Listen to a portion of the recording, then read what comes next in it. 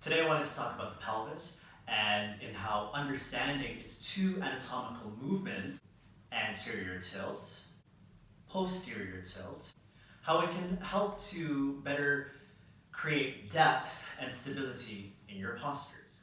So let's look at two foundational postures in asana: cow pose, Bittilasana, and cat pose, Marjariyasana. From a tabletop pose where the wrists are underneath the shoulders and the knees are underneath the hips, on the inhalation, lift the tailbone, pull the chest forward and open the throat as you gaze forward. In this position, the pelvis is tilting anteriorly. Now move towards cat pose, rounding the spine. The hands push the floor away from you. The back rounds, and notice the direction of the pelvis here. It's tilting posteriorly. Understanding where the tailbone is moving can also help you to understand and make sense of what the pelvis is doing. When the pelvis tilts anteriorly, the tailbone is pointing up or away from the body. Whereas when you move towards a cat pose and the pelvis is tilting posteriorly, the tailbone is drawing down. In this case, down towards the floor and between the thighs. Now come to downward facing dog.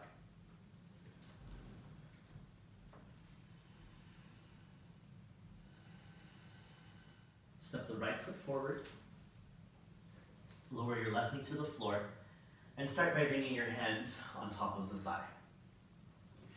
Because the left thigh is moving back, it brings the pelvis into an anterior tilt.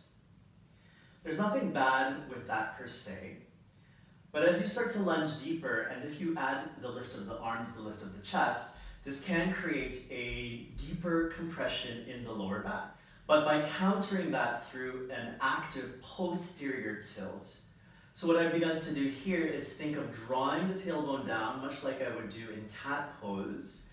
What happens is I begin to isometrically engage through the front of the left hip and through the front of the left thigh.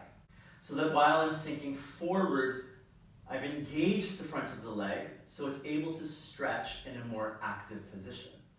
Come down onto the knees, and let's take our feet to the front part of our mat. So we're going to move in towards Paschimottanasana. For most students who are a little bit tighter, the pelvis will be in a posterior tilt. You can notice here that as I bend forward, there's a slight rounding of the back. Let's come back to Dandasana staff. I'll stretch the arms up over the head, and then begin to fold over the legs. In this case, I'm going to grab onto the outer edges of my feet.